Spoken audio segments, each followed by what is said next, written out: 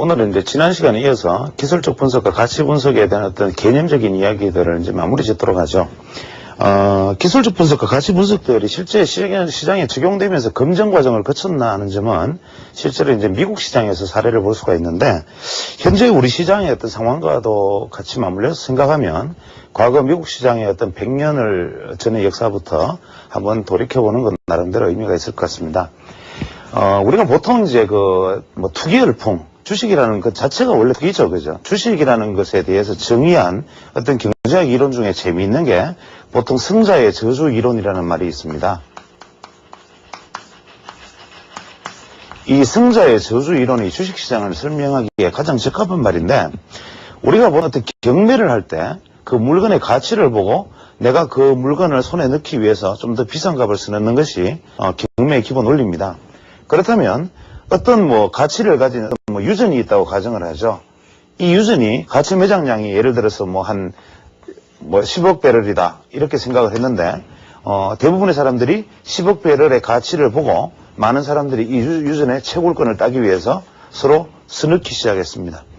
그런데 어떤 A라는 회사가 승리를 해가지고 이것을 예를 들어서 한 100원에 채굴권을 땄다고 가정을 하죠. 다른 사람들은 우선 실패한 것처럼 보입니다. 그러나 막상 이 A라는 회사가 시추공을 꽂고 기름을 뽑아보니까 경제성이 없더라 이거죠. 이렇게 되면 어떻게 됩니까? 승자가 망해버린 거죠.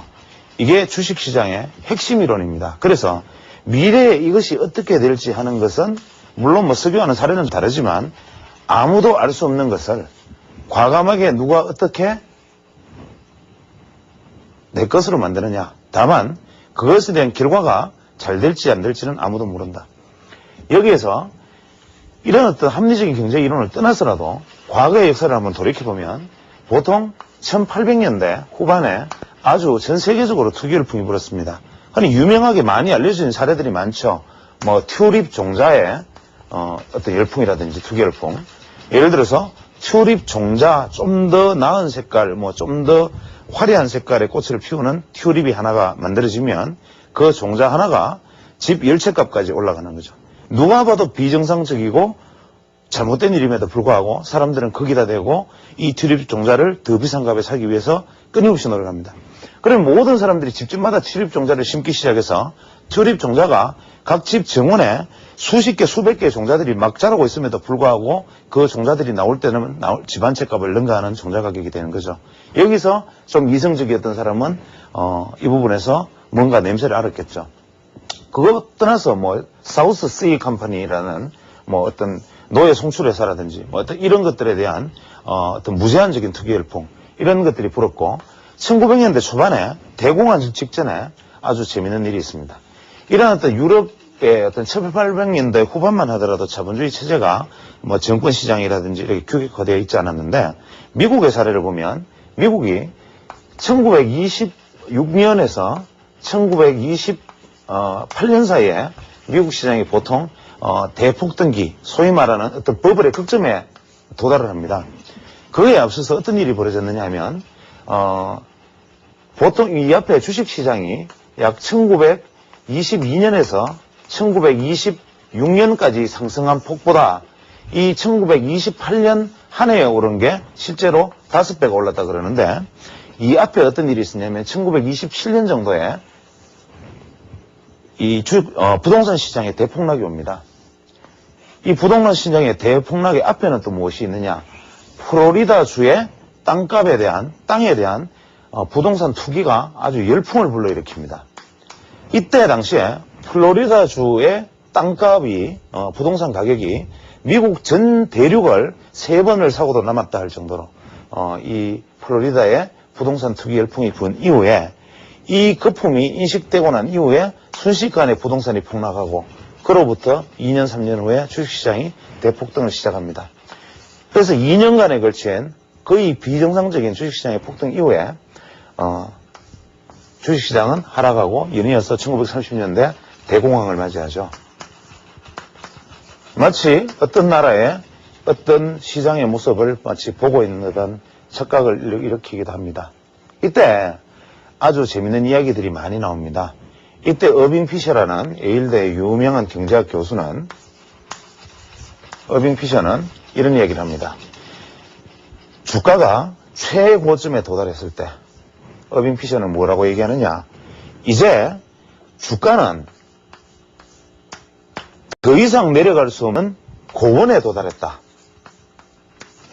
앞으로 이 미국 시장의 증권 시장의 주가는 이 고원에서 아래로 내려가지 않고 영원히 이 고원에서 자라서 정상을 향해 달릴 것이다. 이런 얘기를 했습니다. 그런데 그런 얘기를 하고 머지않아서 주가가 5개월 만에 폭락을 해버리거든요. 폭락하니까 이때 뭐라 했냐면 일부 투기적인 사람들이 주식을 좀 더 사게 매입하기 위해서 장난을 했기 때문에 주가가 일시적으로 반락했다라고 설명을 합니다. 그 다음에 또다시 주가가 반등에 실패하고 좀 더 떨어지니까 이때는 뭐라고 얘기하느냐면 현재 미국에 금주법이 발효되었기 때문에 이 금주법의 영향으로 노동 생산성이 증대되어서 미국 경제가 더 좋아질 거기 때문에 술 마시는 근로자가 없어서 앞으로 일시적인 이 조정 과정을 거쳐서 미국 시장은 영원히 다시 되살아날 것이다. 이렇게 주장을 했는데 이분이 말이 끝나고 난 다음에 대부분의 주식은 무려 90%의 대폭락을 경험하게 됩니다. 이게 미국 시장 역사인데, 자, 여기서 이 어빙 피셔라는 분이 봤던 시장관, 이것이 과연 무엇이었느냐. 예일대학의 유명한 경제학자인 분이 이러한 상황을 놓고 정상적인 판단을 할 수 없게 만들었던 이 과정들, 이것을 우리가 바로 현명한 바보와 빠른 바보 두 가지 이론으로 설명을 합니다. 즉, 현명한 바보는 뭐냐? 주식이 이유 없는 상승인지 어떠한 상승인지 이유가 있는 상승인지는 모르지만 주식이 오르기 시작할 때 나보다 더 바보가 더 비싼 값에 이것이 살 바보가 남아있는 동안에는 내가 먼저 빠른 바보가 되자.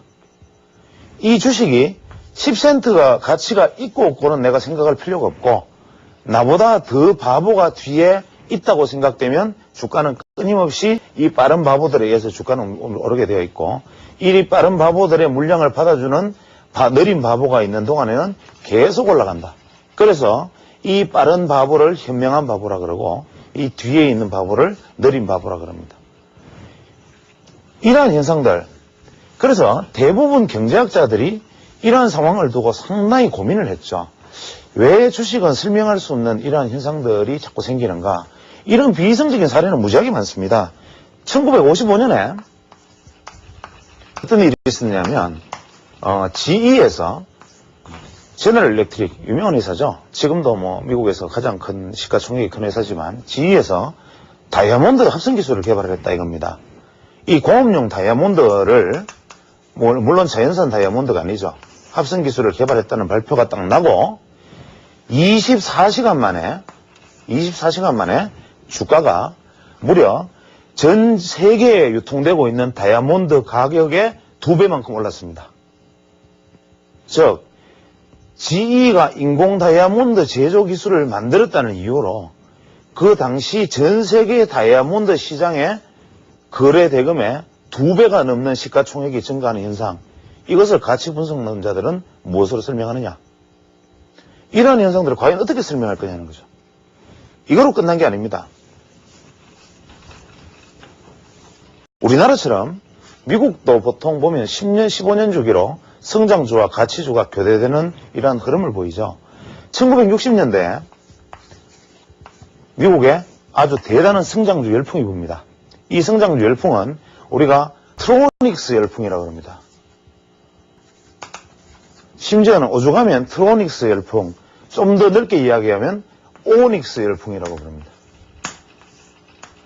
이 트로닉스, 오닉스 열풍이 뭐냐면 이때는 1960년대는 전자 기계산업은 성장산업이었죠. 지금은 예를 들어서 백색 가전이다, 라디오를 만든다, 냉장고를 만든다, 이것은 전통산업입니다. 그러나 1960년도에는 이게 성장산업이었죠.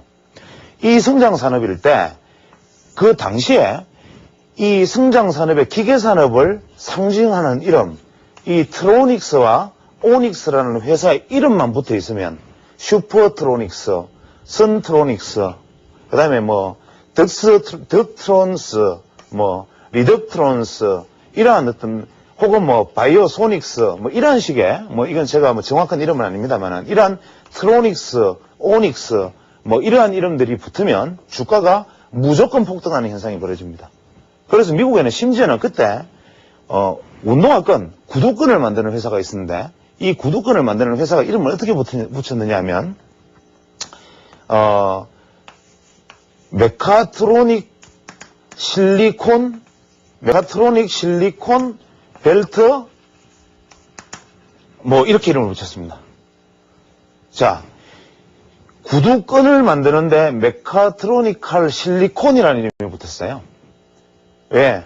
구두권 소재에 실리콘 소재가 0.001% 정도가 포함되어 있기 때문에 이때 계명열풍이 얼마나 불었든지 그 당시 미국 상장사 중에 이렇게 트로닉스, 오닉스라는 이름만 붙이면 주가가 2배씩 오릅니다. 어느 나라에 어떤 시장에 이런 현상이 아직까지도 엄청나게 많이 벌어지고 있죠. 어떤 나라에도 보면 뭐 건축자재를 수입하는 회사가 무슨 테크 뭐 혹은 뭐 무슨 기구를 수입하는 회사가 무슨 네트 뭐 소프트웨어만 수입해도 무슨 정보 뭐 이러한 이름들이 많이 붙어 있는데 이 어떤 나라가 우리나라겠죠. 이 한국 시장의 코스닥 이 1960년에 미국의 사례를 보면 이 시장이 어떻게 갔어야 하는가라는 것이 너무나 명백하게 반면교사를 알 수가 있습니다. 이러한 어떤 과정을 거친 다음에 반성을 합니다. 반성하는데 무려 10년이 걸립니다. 1970년대 들어서서 그때 비로소 테마주 열풍이라는 것이 붑니다. 테마주. 요즘 뭐 테마주 얘기들 많이 하시죠. 심지어는 어떤 분은 이런 걸 보고 뭐 연관매매 뭐 이렇게 얘기하시는데 이때 테마는 뭐냐면 만들기 나름이었습니다. 예를 들어서 뭐 IBM이다 그러면 IBM은 컴퓨터 제조와 연산기술과 소프트웨어와 자산가치와 이렇게 해서 그때 당시 IBM이 테마가 무려 9개 테마가 형성이 됐다 그럽니다. 그러니까 IBM 한 종목 가지고 9개의 테마군으로 해먹었다는 거죠. 이러한 테마주 열풍이 또 한 차례 불고 난 다음에 이 테마주마저도 비이성적이었다. 그래서 그 다음에 등장하기 시작하는 것이 바로 가치주에 대한 전통 가치주에 대한 선호 현상이 또 생깁니다. 이때 가치주라는 선호 현상은 어떻게 발생을 했느냐? 해보니까 이거를 해도 저걸 해도 이걸 해도 저걸 해도 문제는 주가가 올리는 데는 성공을 하더라 이거죠. 이게 기관 투자자건 현재 뭐 미국 시장의 기관 투자자가 1980년을 기점으로 해서 전체 주식시장의 80% 이상을 장악을 합니다만은 그때 당시만 해도 기관 투자자, 개인 투자자, 뭐 기관 투자 안에서는 뭐 보험회사라든지 미국 같은 경우 다양한 어떤 기관들이 속해 있겠죠. 이 사람들이 상황에 따라서 작전을 거는 거죠. 실제로 뭐 미국 시장 사례를 보면 공개적인 작전을 건 사례들이 많습니다. 그래서 뭐 테마다 뭐다 해서 끌어올렸는데 문제는 뒷감당이 안 되는 겁니다. 급락들을 하니까. 그래서 이 사람들이 주목한 건 뭐냐면 소위 말하는 이 가치주, 소위 말하는 우량주 여기다가 만약에 걸면 이런 꼴을 안 당하지 않겠느냐. 우량하기 때문에. 그동안은 이 사람들은 성장주도 아니었고 테마주도 아니었고 작전주도 아니었으니까 미국 시장의 지난 수십 년 역사에서 주가 흐름이 이랬습니다. 이러니 생각을 해보면 전문가가 이거를 이렇게 올릴 수만 있으면 그냥 이렇게 가지 않겠느냐. 그래서 이 우량주와 가치주에 대한 포트폴리오 구성 붐이 일어납니다. 이때 성공한 사람들 많죠. 워렌 비트린치라든지 이런 사람들이 성공했는데 문제는 이때 유명한 말이 나옵니다. 우아한 50주, 50종목, 뭐 원더풀 50, 뭐 이렇게 얘기하고 나이브 50 이렇게 얘기합니다. 그래서 우아한 50종목, 이게 바로 미국 증시의 화두로 등장합니다. 예를 들어서 GM이라든지 GE, 그 다음에 뭐 각종 제약주, 현재 우리 시장과 비슷합니다. 뭐 정유주, 제지주, 이러한 어떤 종목들이 우아한 50종목이라는 이름으로 미국 증시에 열풍을 불러일으킵니다. 모든 기관 투자자는 이 우아한 50종목을 사기 위해서 어떠한 대가도 마다하지 않고 지불합니다. 그래서 실제로 모든 사람들의 관심이 여기에만 쏠려 있고 이 기준을 어떻게 생각하느냐 하면 과거에 성장주들의 주가 수익 비율 퍼가 평균이 100이었다면 그때 고점이 100일 때까지 가더라. 이런 종목들은 어지간히 올라봐야 그때 이 성장주들의 소위 말하는 작전주들만큼의 퍼에는 어림도 없이 안 따라가거든요. 그러니까 끝없이 더 남았다. 이것이 바로 미국의 시장의 동력이다. 이것이야말로 정답이다 해서 우아한 50주를 사기 시작했는데 정말 이 사람들의 예상대로 이 종목들은 이렇게 가지는 않았습니다. 어떻게 갔느냐. 각계격파 당했습니다. 하나씩 각계격파를 당하는데 어떻게 당하느냐. 어느 날 갑자기 유가가 오릅니다. 그러면 정유주들이 폭락을 하고 어느 날 갑자기 무슨 식품회사에 뭐 깡통 통조림에서 뭐가 부패균이나 나와서 갑자기 거기에 대한 보상에 대한 우려로 폭락하기 시작합니다. 또 어떠한 이유로 예를 들어서 냉장고가 다음에 날씨가 덥지 않을 것이라는 이유로 에어컨을 만드는 지휘 주가가 폭락합니다. 이런 식으로 하나씩 폭락해서 결국 이 주가들도 바닥으로 다시 가는 과정을 거칩니다. 이것이 바로 가치주와 성장주들의 어떤 성장과 흐름, 소위 말하는 정반합의 어떤 변정법적인, 어떻게 보면 다소 철학적인 결과에 귀결되더라 이겁니다. 그래서 현재 우리가 보통 믿고 있는 어떤 가치주의 행진들, 혹은 가치주는 절대적으로 안전할 것이라는 믿음들, 이러한 믿음들도 그 당시에 이런 것을 우리가 원 디시전 종목이라고 그랬습니다. 결정을 두 번 할 필요 없다. 그냥 이것이 정상적인 가치를 가지고 있고 훌륭한 가치를 가지고 있는 우량주라고 판단되면 무조건 사라. 한 번만에 결정하는 원 디시전 주식. 이렇게 사고는 물량을 내놓지도 마라. 끝까지 들고 가면 된다. 항상 미국 시장의 경제를 믿는다면 이 주식은 무조건 끊임없이 오를 것이다. 이러한 어떤 믿음들을 기관 투자자에게 심어줬던 거죠. 그래서 이러한 영향들이 현재 우리가 가지고 있는 어떤 가치 분석에 대한 어떤 지나친 경도 혹은 기술적 분석에 대한 어떤 배관시하는 어떤 모습들, 이러한 것들로 나타나지 않았나 싶고, 그러나 결과적으로는 말씀드렸다시피 가치주든 성장주든 죽어가는 모습들과 방식의 문제였죠. 성장주는 과거의 역사상 반드시 같이 동반물락을 했고, 우량주는 과거의 역사상 반드시 선별적인 함락을 했습니다. 그래서 보통 기관 투자자들이나 가치 분석가들, 경제 분석가들이 바로 이 합리의 함정에 빠집니다. 합리의 함정이 무엇이냐? 어떤 기관 투자자가 혹은 펀드 운용자가 자금을 운영하다가 이러한 어떤 우량주 혹은 미래의 어떤 수익률이 좋은 종목들, 안정적인 종목들, 이러한 종목들을 내가 매수를 해서 주가가 상승을 했을 때 그 다음에 설령 하락하더라도 나는 명분이 있다.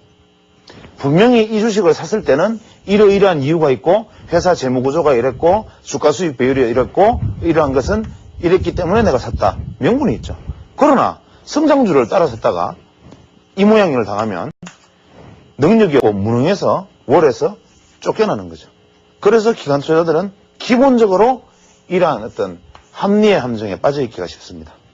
그래서 이 기관 투자자들이 계속적으로 선호하는 이러한 부분들, 가치 분석의 개념들도 분명히 개념상은 맞는 것임에도 불구하고 이것이 결국 주가의 어떤 거대한 하나의 흐름 속에서는 죽어가는 모습과 성장하는 모습이 틀릴 뿐이지, 이러한 것들이 또 움직이는 에너지가 틀릴 뿐이지, 결국 이러한 종목들도 주가라는 것은 항상 같은 파동으로 결국은 결과는 수렴한다는 관점에서 지나치게 한쪽으로 경도된 시각으로 바라보지 않는 것이 결국 현명한 투자자가 되는 길이라 생각합니다. 제가 멜케르 저서에서 일단 중심으로 해서 미국 시장의 사례를 들어보았습니다만은 혹시나 어떤 여유가 있으신 분은 미국의 유명한 어떤 기술적 분석가였죠. 그랜빌이 썼던 The Last Trend, 이거를 아마 국내에 번역서가 있는 걸로 알고 있습니다. 더 마지막 어떤 경향 이런 거죠. The Last Trend. 이 책을 기회가 있으면 한번 읽어보시는 것도 미국 시장을 한번 이해하는데, 이 책에 보면 이제 과거 미국 시장의 사례들이 많이 나열되어 있습니다. 그래서 굳이 읽어볼 필요는 없지만 혹시나 관심이 있으신 분들은 한번 읽어보시는 것도 좋지 않겠나 싶습니다. 그 다음에 우리가 이제 기술적 분석이다, 가치 분석이다 논하기에 앞서서 가치 분석과 기술적 분석이 어떠한 부분이 과거 미국 시장에서 이러한 사례를 만들었었나라는 얘기를 했었는데, 우리가 보통 이제 기술적 분석과 가치 분석에 큰 틀로 다시 놓고 본다면, 예를 들어서 우리가 존 윌리엄스의 이 윌리엄스라는 사람이 가치 분석의 일반 가치 분석의 틀을 만든 사람입니다. 그래서 이분은 보통 우리가 흔히 쓰는 이제 우리가 배당의 개념이라든지 어떤 주가 수익 비율의 개념이라든지 이러한 것들을 주식의 본질 가치에 접목했던 최초의 어떤 분석가였습니다. 그래서 이분 이후로 어떤 면에서는 그 가치 분석론, 그 중에 특히 이 배당의 개념이 들어간 일반적인 가치 분석론의 체계가 자리 잡기 시작했고, 이분으로 인해서 미국의 유명한 이제 가치 분석가들이 등장하기 시작했던 거죠. 그런데 한 가지 문제는 이분이 희대의 사기를 하나 쳤습니다. 뭐냐? 이 배당률, 수익률, 인프레율, 이자율 이런 것들로 다 해서 가치 분석에서 기업의 적정 주가다라고 말을 하는 것처럼 하고는 마지막에 교묘한 말을 하나 했습니다. 할인율.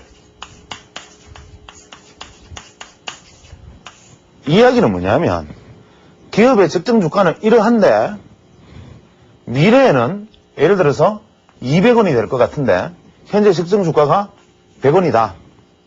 그러면 이 100원의 차이, 이만큼이 할인되어 있다. 그래서 현재 미래에 200원이 될 것 같은 종목이 현재 100원이라면 이 종목은 100%, 50% 할인되어 있는 할인율을 가지고 있는 것이고, 이 종목의 현재 적정 주가가 50원인데 미래에 만약에 25원이 될 것 같으면 이 종목은 50%, 마이너스 50%의 할인율을 가지고 있는 것이다. 이런 얘기를 했죠. 그런데 그럴듯합니다. 지금 들어보면. 그런데 한번 생각을 해보죠. 현재 이렇다는 인정을 하자 이거죠. 여러 가지 요소가 있다 하더라도 미래에 이렇다라는 건 뭐로 증명하느냐는 겁니다. 결국 이 사람도 미래에 이럴 것이다라는 데 관점에서 이 할인율에 초점을 맞추었기 때문에 이분도 결국은 혹세 무민한 사람입니다. 이분이 가치 분석가의 어떤 아버지입니다. 그 다음에 우리가 현대 경제학에 유명한 케인즈라는 사람이 있죠. 뜻밖에도 이분은 주식은 심리다. 이러한 가치 분석으로 주식시장은 재단할 수가 없다.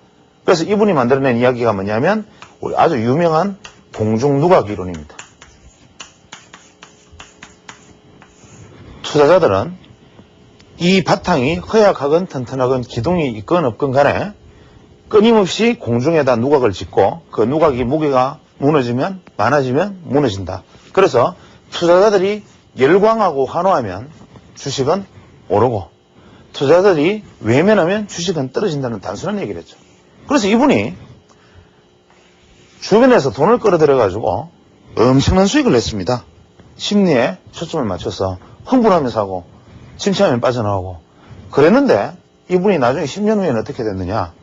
자기가 속한 대학의 재정자금을 마이너스로 돌려버릴 만큼 엄청난 손실을 입고 쫓겨났습니다. 시장에서. 참 희한하죠.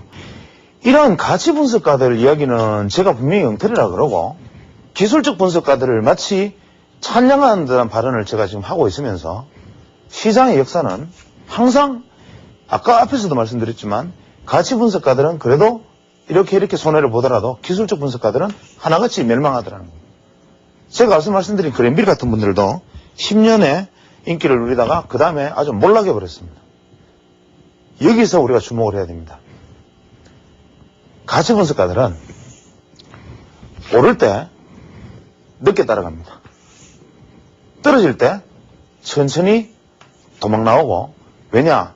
이 사람들은 문자 그대로 개별 각계격파를 당하기 때문에, 가치 종목들을 각계격파를 당하기 때문에 그 중에 눈치 빠른 분들은 도망을 갈 수가 있습니다. 기술적 분석가들은 올라갔다가 자기의 반대 사이클에서 몰락해 버립니다. 미국 시장의 역사가 증명합니다. 케인즈 같은 경제학자도 거기에 주목했다가 아주 몰락을 맞이하죠. 그랜비 마찬가지. 다양한 사람들이 그렇습니다. 엘리어트, 그 유명한 엘리어트의 파동을 만들어서 프레이트라는 사람에게 엄청난 돈을 벌게 해줬지만 결국 본인은 마지막에 쓸쓸한 그냥 뭐 손부로 전락해 버리지 않습니까? 왜 이런 현상이 벌어졌냐? 우리가 여기서 주목을 해서 잘 한번 보자는 거죠. 제가 이런 얘기를 하면 너무 무리한 억측이라는 얘기를 하실 분은 있을지 모르겠습니다만은 이것은 제 소신입니다. 기술적 분석과 가치 분석의 차이는, 기술적 분석론자들은 반드시 상승장에서만 이길 수 있다. 기술적 분석론자들은 하락장에서는 절대로 안 된다. 이유는 뭐냐면, 기술적 분석은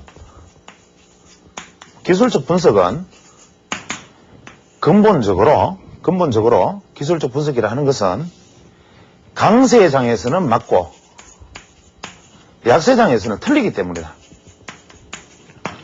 강세장에서는 기술적 분석은 기가 막힐 정도로 들어맞기 때문에 그 안에서는 남들이 2배 볼 때 5배, 10배 버는 사람이 나타납니다. 그 사이클에서. 그러나 약세장에서는 맞지 않는다는 거죠. 왜? 주가가 기술적 분석의 신호가 매수 신호를 내면 이것이 같이 가자는 신호인지 아니면 물량을 넘기려는 눈속임인지를 가릴 수가 없다. 기술적 분석은 근본적으로. 지나고 난 다음에 결과론적으로는 다 이랬다 말할 수 있을지 몰라도 실제 그 순간순간에는 알 수가 없다. 그래서 지금 현재 뭐 수십 프로, 수백 프로 혹은 뭐 몇천 프로를 과거에 벌었다고 말하는 분들, 뭐 제가 이런 소리를 해서 자꾸 적을 만든다고 주변의 사람들이 우려를 합니다만은 이분들이 과거에 코스닥이 화랑기 때 남보다 더 벌었는지 몰라도 단언컨대 이분들이 지금 돈을 벌고 있는 사람이 없습니다.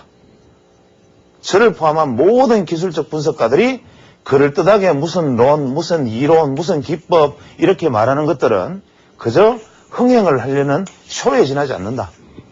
분명한 것은 하락장에서는 무조건 팔아야 되고 강세장에서는 무조건 사야 되는 것이 기술적 분석이든 가치 분석이든 그것의 가장 근간인데, 문제는 당신이 그렇게 말하면 이것이 강세장인지 약세장인지를 가르쳐줘야 될 것 아니냐, 이렇게 질문을 할 수 있겠죠. 그래서 그 강세장인지 약세장인지를 알기 위한 노력들을 우리가 해봐야 된다는 건데, 우리가 보통 그러한 것들을 공부하기 위해서 다음 시간부터 저 역시 모르는 일이지만 계속 해나갈 겁니다. 그럼 기술적 분석가들이 왜 약세장에서 지느냐? 야구 선수를 한번 생각을 해보자. 야구공이 들어오면 이쪽에서 내가 보고 타자가 치는데 이렇게 공이 들어옵니다. 직구다 딱 치려고 합니다. 내 눈앞에서 공이 꺾여버립니다. 드랍해버립니다. 야구공이 보고 컵으로 보였는데 내 눈앞에서 치려고 보니까 포크볼입니다. 이렇게 치면 항상 방망이가 꺾여요. 여기까지 올 때까지는 공이 내 눈에 보인다는 거죠. 그러나 마지막에 쳐올리는 것은 그것은 타자의 감각이지 이 공이 포크볼인지 싱크인지 커브볼인지를 보는 눈이 아니다라는 거죠. 그래서 기술적 분석이라는 것은 어떤 것이냐? 이 공이 어떤 공인지를 볼 수 있는 기본적인 눈만 기르면 무의자재하게 내가 공을 쳐낼 수 있는 능력을 길러주는 것이고, 기술적 분석이 대박줄을 찾는 것이냐 혹은 급등줄을 찾는 것이냐, 이게 바로 홈런 치는 법을 찾는 것과 같습니다. 야구에서 공이 날아갔을 때 홈런을 치기 위해서 풀스윙에서 무조건 휘두르면 무조건 스트라이크아웃 삼진으로 죽겠죠. 야구의 3할 타자면 훌륭합니다. 주식 투자자는 그저 갖다 맞히는 기분으로 3할 타자면 훌륭하죠. 내가 갖다 맞히는 기분으로 공을 치면 내 몸에 방망이를 휘두르는 것이 내 몸에 굳어졌을 때, 허리가 유연해졌을 때, 무의자재해졌을 때 이 공이 펜스를 넘어갑니다. 이 공을 처음부터 펜스에 넘기기 위해서 치는 것이 아니라 공을 갖다 맞히는 연습을 하고 욕심을 버리고 자연스럽게 맞히는 사람만이 홈런을 칠 수 있다는 건데, 우리가 흔히 아는 기술적 분석에 대해서는 대박주 찾기, 급등주 찾기, 폭등주 찾기, 어떻게 하면 몇 프로 벌기, 어떻게 하면 수십 배 벌기, 어떻게 나 따라해서 고수되기, 이러한 혹세무미하는 엄청난 이야기들이 떠돌아다니면서 투자자들을 유혹하는 거죠.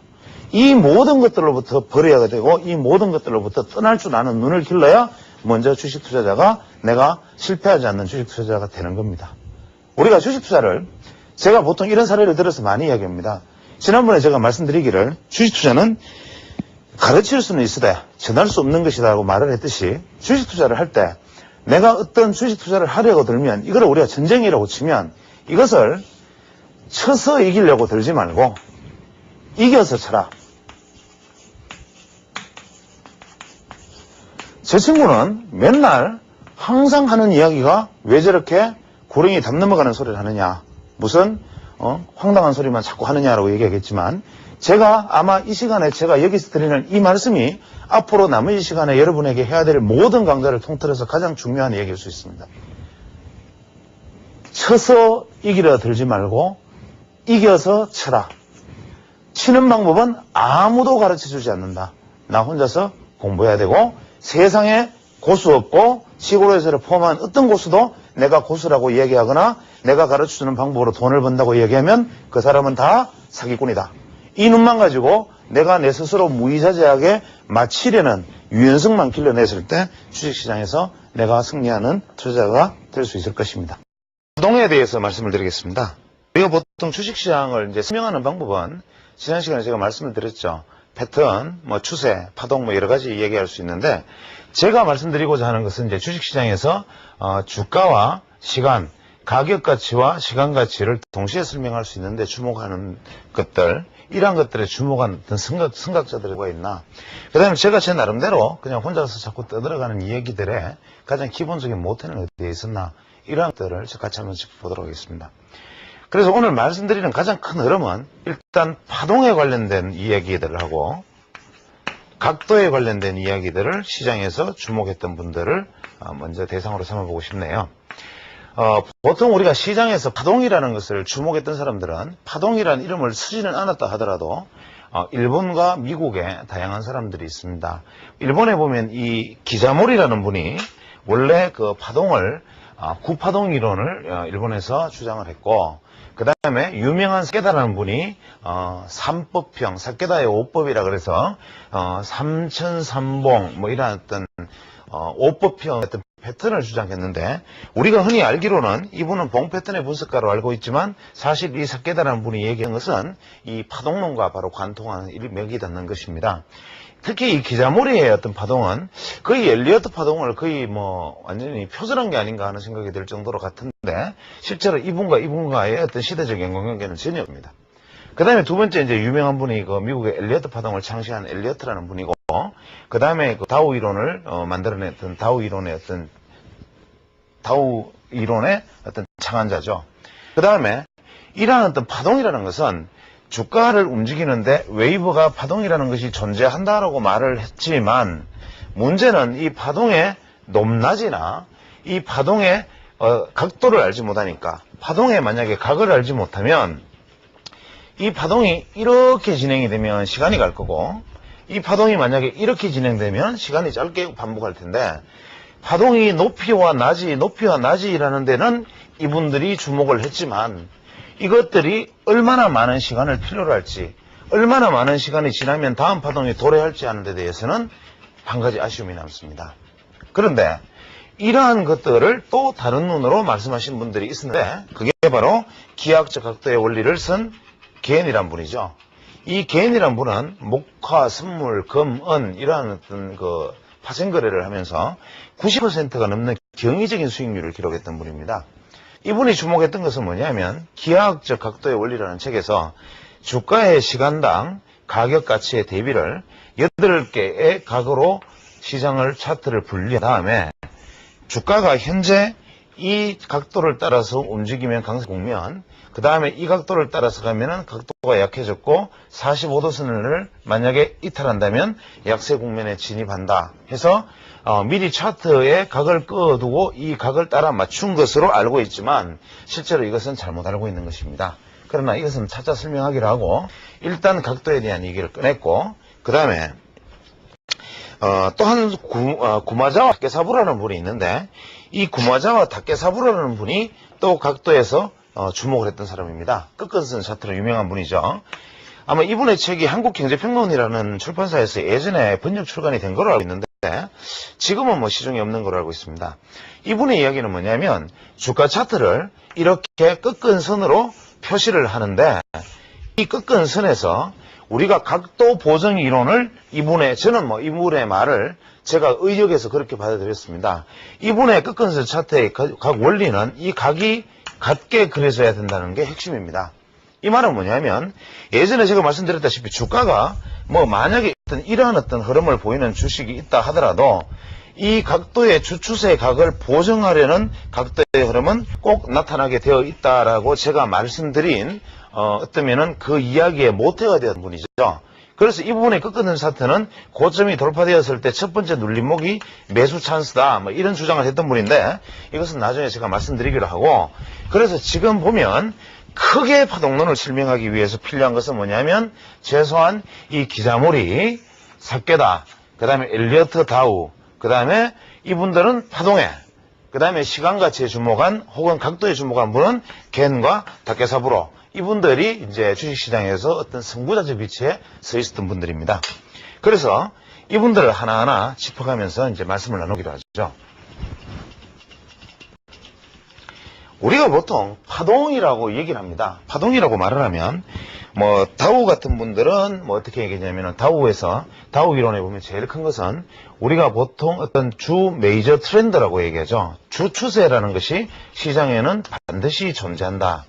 즉 하나의 긴 추세가 주식시장에는 존재하게 되어 있는데 이 주 추세를 만들어가는 중간 에너지의 합이 웨이브 즉 파동이다라고 다우 이론은 설명을 합니다. 즉 이러한 어떤 긴 추세, 이 주기 보통 15년에서 30년에 가까운 이 긴 주기들의 주가가 움직이는 이 주기들을 설명하는 이 메이저 트렌드, 이 상승하는 주 추세를 이루는 그 안에서 이러한 파동을 만들어가는 것, 요게 바로 웨이브, 즉 파동이다라고 다우는 설명을 하고 이 파동 속에서 다시 세분되는 이러한 어떤 소파동들 이런 것을 잔물게이르다 그래서 리플 이렇게 합니다.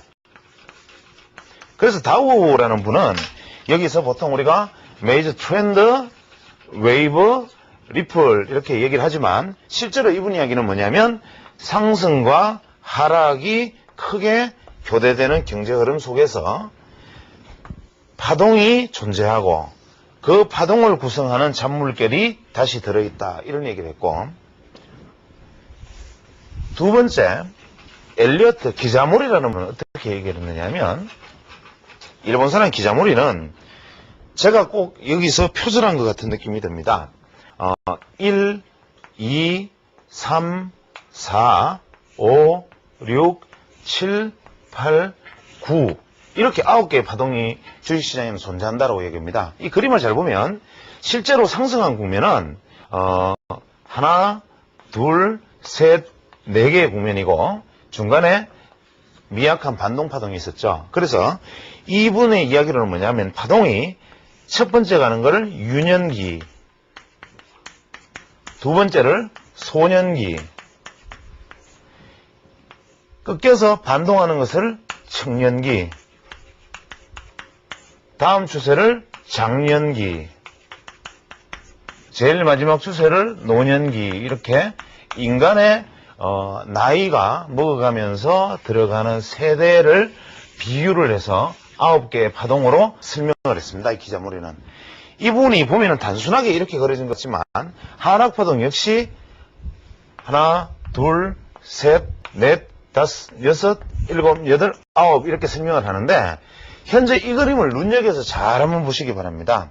이것은 우리가 엘리어트 파동에서 말하는 A, B, C 파동을 이야기하고 엘리어트 파동에서 이야기하는 1, 2, 3, 4, 5 파동의 파동을 이야기하는 겁니다.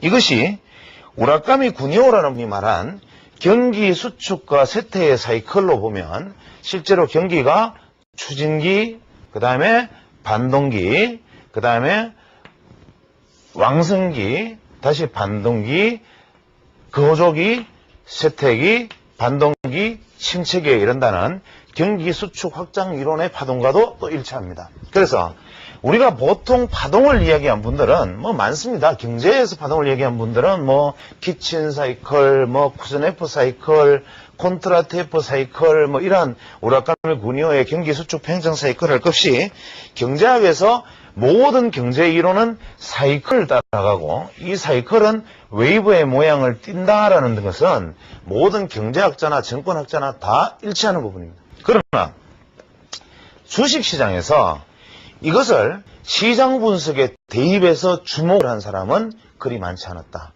특히 엘리어트 파동, 여러분이 흔히 많이 알고 있는 이 엘리어트 파동의 탄생 배경은 어떻게 되어 있는가?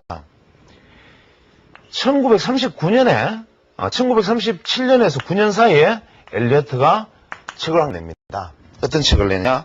The Principle of Wave.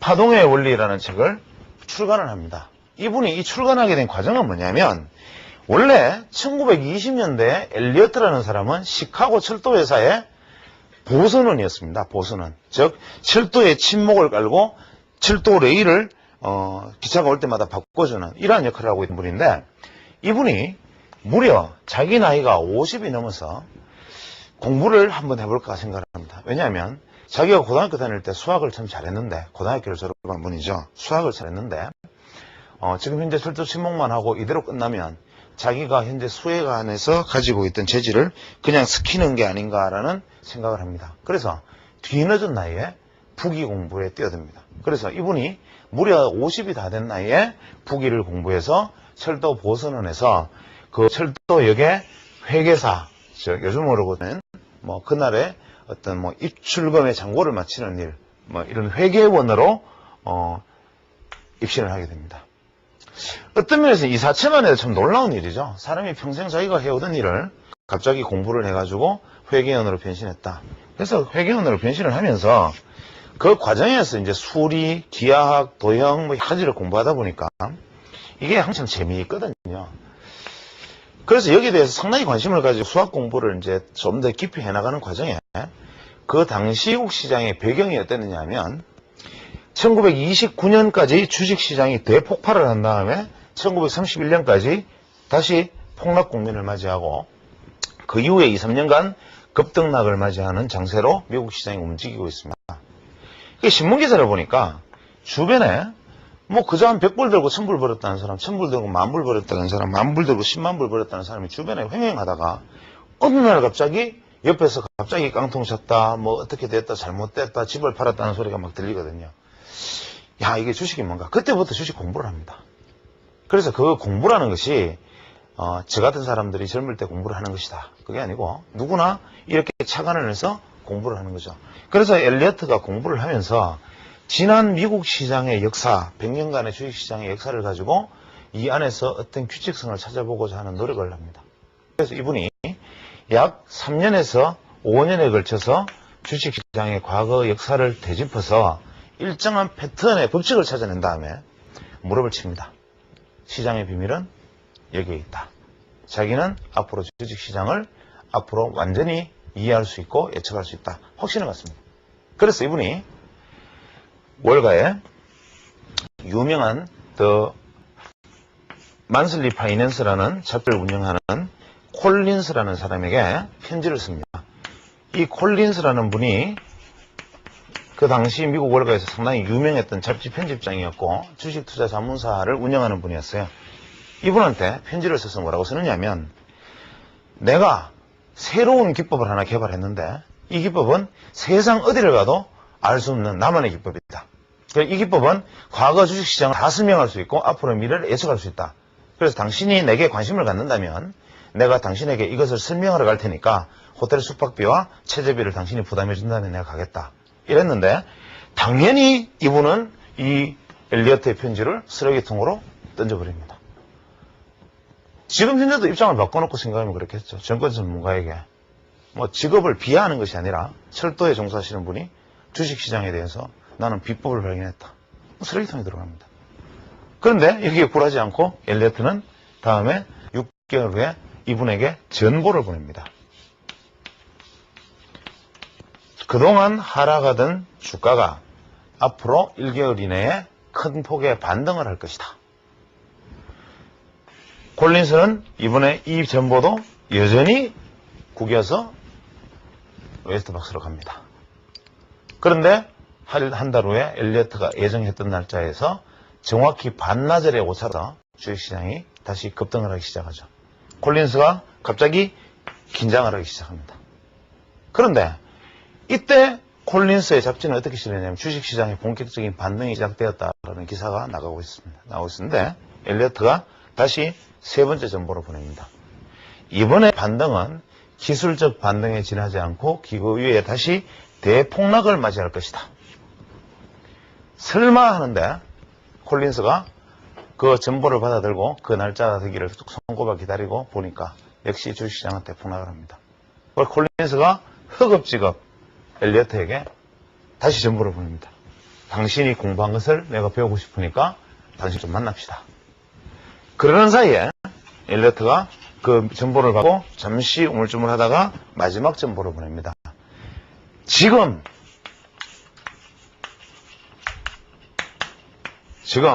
주식시장은 이제 길고도 긴 폭등에 들어섰다. 반등세에 들어섰다. 라는 전보를 띄우고 자기가 콜린스에게 출발을 합니다. 그 당시만 교통수단이 발달하지 않아서 이틀 정도 걸렸죠. 이 전보를 딱 받아들고 콜린스가 전보를 딱 받아들고 펴는 순간에 뉴욕 주식시장이 폭등을 시작해서 그때부터 상당 기간의 긴 상승을 맞이하게 됩니다. 이 콜린스는 거의 기절할 수준이 됐죠. 그래서 엘리어트를 불러서 엘리어트에게 배웁니다. 그래서 엘리어트가 이 엘리어트 파동 이론을 설명을 하고 난 다음에 콜린스가 엘리어트를 투자자문 계약을 맺고 자기하고 같이 주식 투자를 하자 하면서 각 투자자문사에 몇몇 사람을 끌어들여가지고 수익을 나누어 먹자, 쉐어하자 이렇게 설득을 합니다. 엘리어트가 순진한 사람이 거기에 넘어갔죠. 그래서 제주는 곰이 부리고 무어는 누가 먹고 뭐 이런 상황이 벌어지는데 엘리어트가 그 이후로 얼마나 쪽집게처럼 잘 맞췄던지 콜린스가 그 당시 시장을 거의 주도를 했습니다.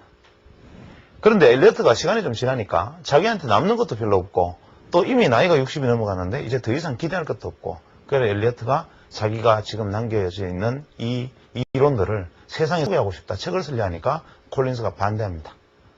이 이론이 알려지는 순간 이 이론의 생명은 끝난다. 그래서 더 이상 이 엘리어트 파동은 우리만 알고 아무한테도 알릴 필요가 없다. 근데 엘리어트가 그 말을 무시하고 모 잡지에 몰래 연락해서 11회에 걸쳐서 자신의 엘리어트 파동 이론을 그 잡지에 싣습니다. The Principle of Wave라는 제목으로.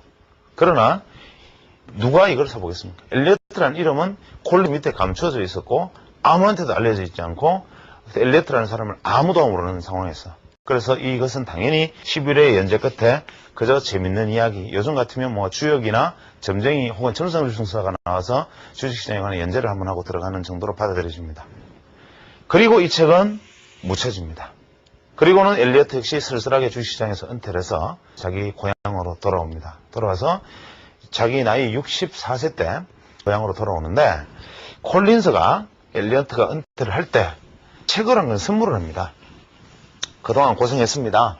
근데 당신이 수학이나 기하학이나 도형 철학에 관심이 많으니까 제가 요즘 나온 재미있는 수학책을 한 권 선물을 할 테니까 은퇴하시면 집에 소일 삼아 읽어나 보세요 하고 선물한 게 바로 그 유명한 피보나치의 수열이라는 책입니다. 이 피보나치의 수열이라는 책을 엘리어트가 선물을 들고 집에 가서 펼쳐본 순간 엘리어트는 갑자기 완전히 눈을 떠버립니다. 즉 앞서 말씀드렸던 엘리어트는 파동을 알아서 높낮이의 패턴은 예측할 수 있었지만 이 높낮이가 이까지 갈지는 몰랐다는 거죠. 주식시장은 이렇게 파동으로 간다는 건 알았지만 이 파동의 길이가 얼마나 될지는 몰랐다. 이렇게 간 다음에 이렇게 떨어질 건 알았지만 이 깊이가 얼마나 될지는 몰랐고 이것이 어떻게 진행될 줄은 자기도 몰랐다. 모양만으로 알 수 있었다. 그런데 엘리어트가 이 피보나치 수열을 접하면서 갑자기 무릎을 치고 완전히 세상의 질서를 깨우쳐버립니다. 이 피보나치 수열에 대해서는 제가 이따 설명을 드리겠지만 이 피보나치 수열을 깨우친 다음 엘리어트는 드디어 필생의 역작을 한번 씁니다. 저는 이분을 멋있게 생각하는 이유가 바로 이 점입니다. 이분이 쓴 마지막 엘리어트의 두 번째 저서이자 최종 저서의 제목이 자연의 법칙과 우주의 신비 The Natural Law, Secret of Universe 자연의 법칙과 우주의 신비 주식책 제목이 이렇습니다. 우리가 보통 주식책 제목을 쓰면 뭐 얼마로 얼마 벌기 무슨 대박주 찾기 급등주 찾기 뭐 이것만 알면 당신도 뭐 부자 될 수 있다 어떤 아저씨의 뭐 얼마 벌기의 어떤 전략 뭐 이런 사례들을 책 제목에 붙습니다. 그 다음에 뭐 누구누구 무슨 고수 따라하기 뭐 이런 얘기들이 있는데 이분은 자연의 법칙과 우주의 신비라는 이름을 붙였습니다. 책에. 참 놀라운 일이지 않습니까? 우리가 자연의 법칙과 우주의 신비라는 이름을 붙일 수 있을 정도로 이분은 주식이라는 그 자체를 하나의 세계로 혹은 인간의 행위, 인간의 생각들이 부딪히는 시장의 그 자체를 우주의 질서를 따르는 것처럼 인간의 질서를 따르는 것처럼 그 안에서 엄격한 질서가 존재한다라고 생각을 했고 그 안에서 자기는 질서를 발견했다라고 판단했습니다. 왜 그랬느냐? 그 다음에 이야기는 미리를 하고 그 다음에 이 엘리어트 회의는 두 번째 책을 발간한 다음에 그로부터 6개월 후에 사망합니다. 이 이야기에 첫 번째 썼던 파동의 신비라는 책, 파동의 원칙이라는 책에 담지 못했던 높낮이에 대한 이야기를 다 담았는데 한 가지 아쉽게도 시간에 대한 이야기를 담지 못했습니다. 엘리어트가 첫 번째 책에서 가장 중요한 것은 추세와 패턴과 시간이다 이렇게 얘기를 했는데 안타깝게도 시간에 대한 얘기를 담지를 못했습니다. 왜냐하면 자신의 건강이 쇠해서 이제 죽을 날이 얼마 남지 않았기 때문에 그 쫓긴 흔적이 책을 보면 아주 역력히 나타나 있습니다. 그러니까 중간중간에 굉장히 부실하게 그냥 자기만이 알 수 있는 어떤 코드가 암호로 적혀 있는 부분들이 너무나 많습니다. 이 책이 발간되고 난 다음에 이 책이 그대로 사장되어 버린 것은 불을 보듯이 뻔합니다. 무명의 철도 공무원이 그것도 한때 콜린 스미트에서 주식 투자를 했다 하지만 콜린 스미트 감추어졌던 사람이 시골에서 철도를 은퇴해서 책의 제목이 자연의 법칙과 우주의 신비라는 철학책처럼 보이는 것을 한 권 썼다. 당연히 길을 켜질 리가 없고 그대로 서점의 골동품상으로 들어가 버렸죠. 그런데 1980년도에 1986년으로 기억하는데 프레이트라는 사람이 어느 날 월가의 혜성처럼 등장합니다. 뭐냐? 87년도 주식 대폭락을 예측을 해버립니다. 어떻게 이렇게 자신있게 당신은 대폭락을 예측했느냐? 마치고 난 다음에 처음에 폭락을 주장했을 때 다들 웃었습니다. 지금 펀더멘탈은 그런 게 아니야. 그런데 폭락을 딱 예측해보고 난 다음에 모든 사람들이 기자들이 가서 인터뷰를 했습니다. 어떻게 당신 그걸 알았느냐? 그때 이 사람이 바로 짜잔 하고 탁 내놓은 게 뭐냐? 이 자연의 법칙과 우주의 신비 이 책을 내놓은 겁니다. 이게 뭐냐? 내가 우연히 월가의 서점을 갔을 때 이 자연의 법칙과 우주의 신비라는 책을 발견하고 이것에 대해서 공부를 깊이 한 다음에 이것을 내 이론으로 만들어서 주식시장의 하락을 예측할 수 있었다. 이 법칙과 이 이론에 대해서 나는 너무나 신봉한다. 이러면서 갑자기 이 엘리어트 파동에 대한 이야기가 시장의 화두로 떠오릅니다. 물론 그 이전에도 연구한 사람은 많았지만 이분이 이러한 주장을 하고 마치고 난 다음부터 갑자기 화두로 떠오르고 이분이 쓴 책 바로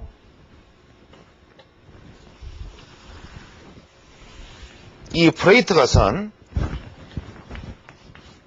The Principle of Elliott Wave 이 책이 시장에 알려집니다. 이 책을 앞에 소개했던 책과 잘 달리 보면 앞에 엘리어트가 쓴 책은 The Principle of Wave 프레이트가 쓴 책은 The Principle of Elliott Wave. 틀린단 말이죠. 이건 뭐냐? 프레이트가 엘리어트 파동을 공부한 다음에 자신의 적용 방법, 자신의 잣대로 해석하고 자신의 본 좀 변형된 모습들을 부가해서 만들어내서 다시 다른 것으로 만들어낸 이론이다 이겁니다. 그런데 국내에 이 책이 소개됩니다. 이 책이 소개되고부터 모든 사람들은 이 책에서 그냥 하나씩 본다고 하면서 이 책에 알려져 있는 내용이 엘리어트 파동인 것처럼 국내에 다 알려지게 됩니다. 그런데 이 엘리어트 파동에 관련된 책이 몇 가지가 있느냐, 해석서가 무려 무슨 유명한 무슨 철학서 해석처럼 버전이 14가지, 제가 아는 한 14종이 있습니다. 현재 아마존에만. 즉 뭐냐, 엘리어트 파동은 어떤 숙제처럼 불가의 화두처럼 담겨져 있습니다. 이러한 내용들을 누가 해석하고 누가 그것을 다루느냐에 따라서 이론이 다 달라지고 적용이 다 달라지는데, 우리가 알고 있는 것은 이 프레이트라는 한 사람이 이야기한 것을 엘리어트가 이야기한 것인 것처럼 잘못 알고 있는 거죠. 그래서 엘리어트 파동은 이런 부분은 잘못됐다. 이런 부분은 뭐 가공됐다. 실제로 이런 부분이 원래 시장에 있었는데 무슨 엘리어트 이론이냐. 뭐 이런 식의 이야기들이 알려지기 시작한 거죠.